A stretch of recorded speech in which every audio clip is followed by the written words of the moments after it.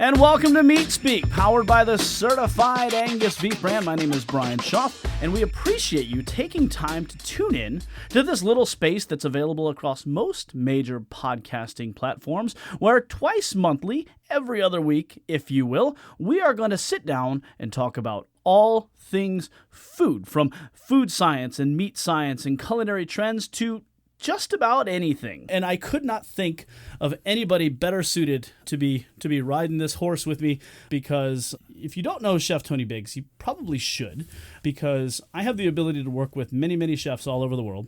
And I don't know that there's anybody with as much experience or honestly as much culinary talent and knowledge as you, Chef. So I appreciate you taking time out of your busy schedule to be here with us. Thank you. God, that's those are superlatives. Wow. Thank you. I'm humbled. You know, I wanted to take a minute to talk about how you got to be here, right? You're the director of culinary for the certified Angus beef brand. Yes. Tell us a little bit about what that is. Well, I've been with this brand now for 5 years, but Bryan, I've been humbled by your introduction. But to get where I got, there was a lot of people who held my hand along this path. So I have to give them, those folks that grilled me, stepped on me, said bad words to me. I have to give those folks credit. I mean, because, and then I have to give myself credit for sticking around, and so I've been with the certified Angus beef for 5 years now. It's been an amazing experience because, first of all, the people that work here are amazing.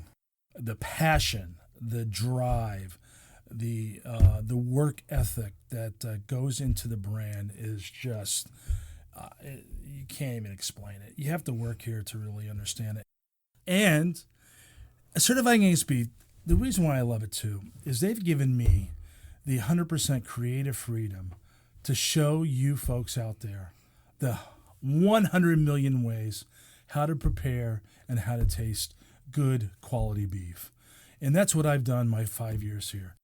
You know, Chef, your culinary journeys, you've cooked by my count on 4 continents: North America, Europe, Asia. I guess the Middle East is technically Asia. That's technically Asia. Yeah. I did a stint in, I started as a dishwasher. I learned a lot about life as a dishwasher, Mm-hmm.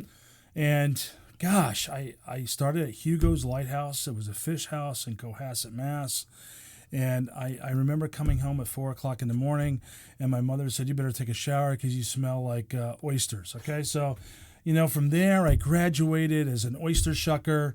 And, it's difficult to shuck oysters. I had a lot of cuts and bruises on me, and lobster cook. And so that's where I became really, I'm passionate with all different cuisines, Bryan. I love fish. I grew up in New England.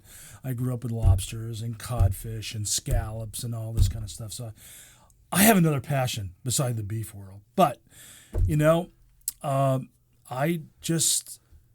met my father when I was 15 years old. He owned a restaurant with singing waiters and waitresses. I think I've told you about this, and I even sang you a few bars if I recall.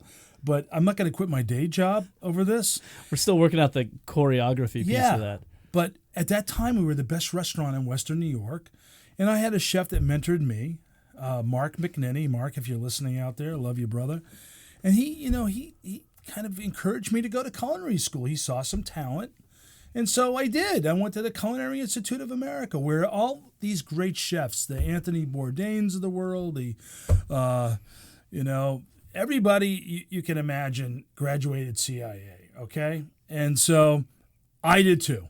And what a great experience. You talk about, that was my army, because I never went into the armed forces. But if you survived the CIA for 2 years, you did it. You have arrived. You have arrived. Chef, your culinary journey is, you're almost one of those people.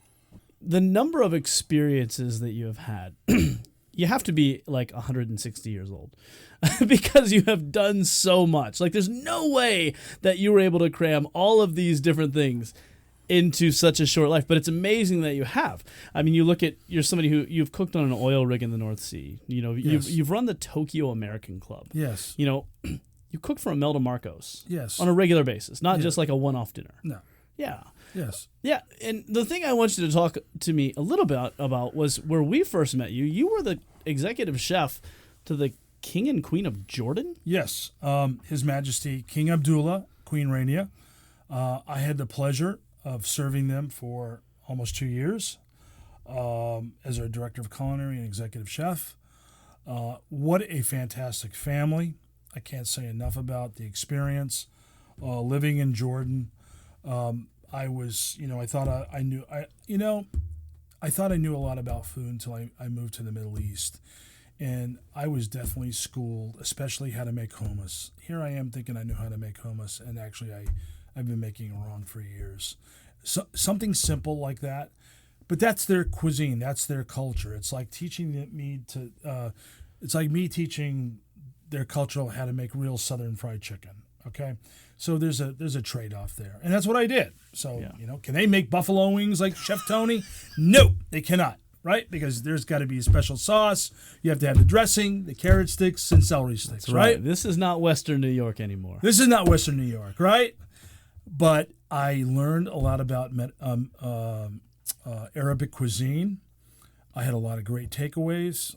I learned so much about protocol, service, for working for a royal family. And it was just an honor. I met a lot of different folks. I was able to cook for President Obama one night when he came to the house.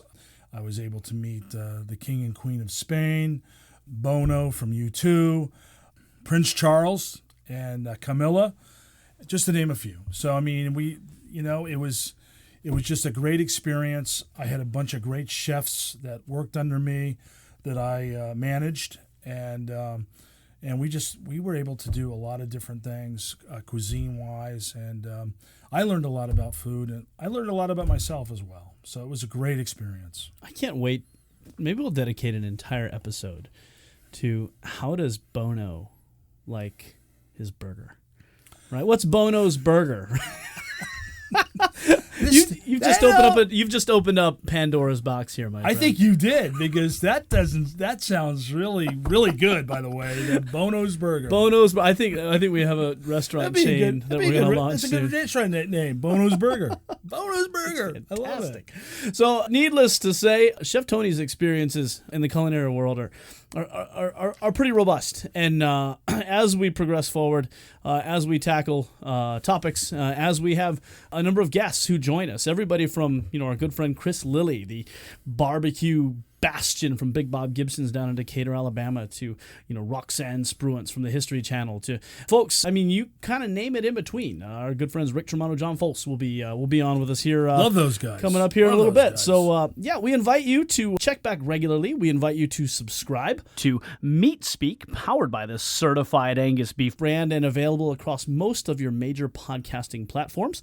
So check back soon. Tune in with us, and if you have any questions, if you have show topic ideas, or if you just want to shoot the breeze about your favorite mold that you like to grow on your dry-aged strip loins, give us an email at podcast@certifiedangusbeef.com, and we look forward to hearing from you. So until next time, Chef. Hey, take care, everybody, and we'll see you next time. Salud.